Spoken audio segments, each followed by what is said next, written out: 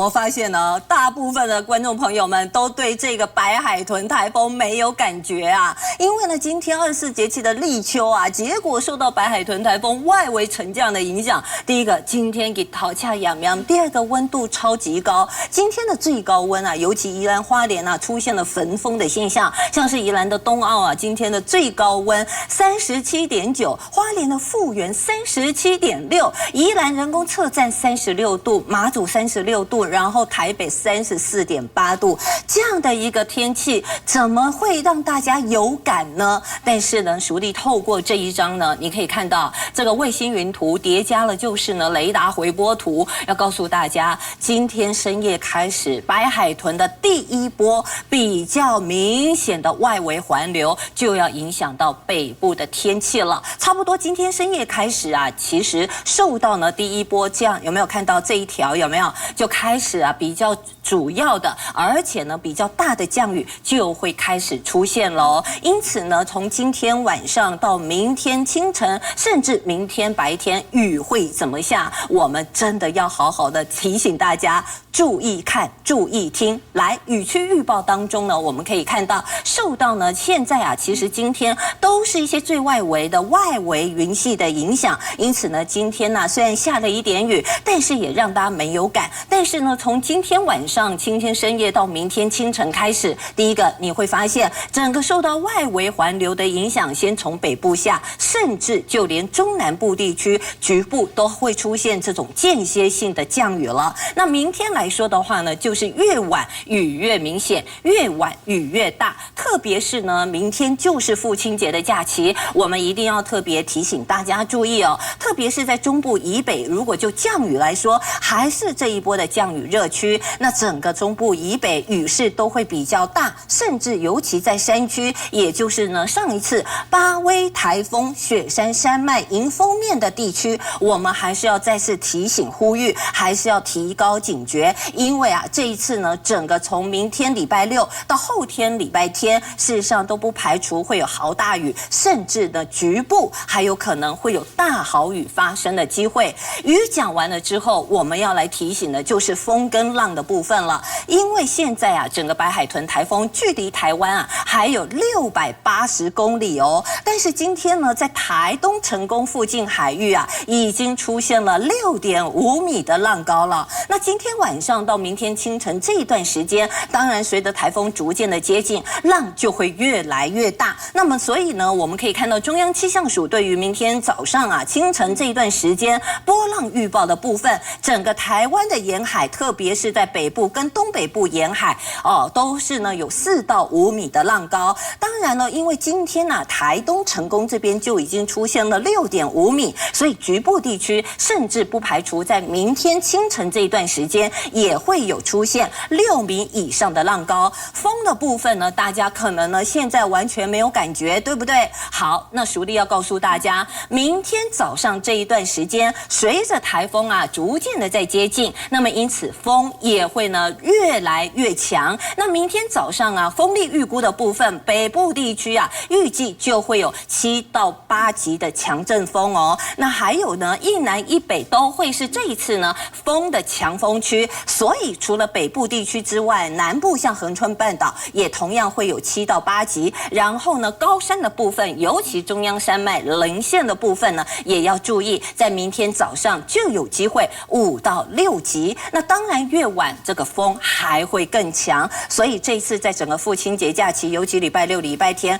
看起来有些地方，尤其北部沿海，甚至是强风豪雨的，大家提高警觉了。时间交给叶涵。好，赶快来关心到白海豚的海警已经发布了，尤其明天就是父亲节，台风究竟会怎么走呢？最新的台风动态，我们赶紧交给淑丽。好的，叶涵，各位观众朋友，大家晚安，没有错啊。今天下午2点半的时候，中央气象署啊已经针对白海豚台风发布了海上台风警报。那2点半是第一报，那现在呢，我们所看的是最新的一报，也就是第2报。那我们可以看到，随着台风逐渐在接近，目前的台风的中心啊是位在哪里？位在呢台北的东北东方，差不多680公里的地方。现在白海豚还是一个中度台风，而且你可以看到暴风范围还是相当的大，7级风的暴风半径来到了280公里。那今天下午它它通过了整个这个琉球群岛啊，慢慢的、缓慢的那往呢台湾的北部海面行进。那因为预期啊跟预期的一样，也就是它过了琉球之后，因为导引气流啊变得比较弱，所以速度就比较缓慢。因为呢整个下午以来它几乎没有什么动，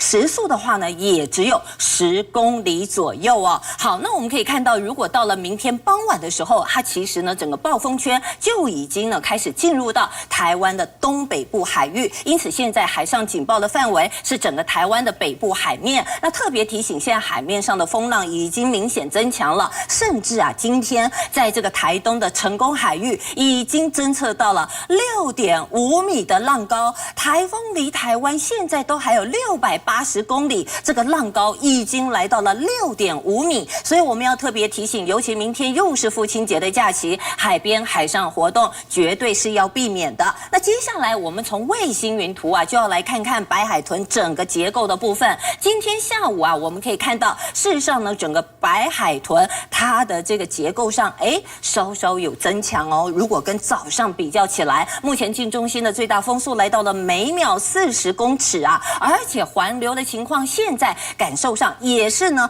比早上又有呢比较扎实一点点了。但是呢，当然它就是呢在这样的一个海域，但是北边又有一些干空气，所以它的强度就会强弱的。那但是不变的就是呢，它还是持续的往西边走。但是呢，今天的过程当中，让大家有一点心惊一跳啊！为什么？因为呢，它要来到冲绳群岛这边的时候，有没有看到这个路径往下掉？往西南的方向掉，那还得了？因为只要一往南偏，对台湾陆地的威胁，当然呢就会比较明显。还好的就是呢，整个预测未来它还是呢会往西北的方向走，所以呢，我们可以看到，在整个环流结构明显的情况之下，今天到明天，我们逐渐就开始受到它外围环流的影响。接下来影响的时序如何呢？来，我们有几个时间点一定要告诉大家。首先就是呢，暴风圈。好，这个暴风圈什么时候会够到呢？台湾海警的警戒线，这个时间点预计在明天呢，父亲节，也就是下半天的时候，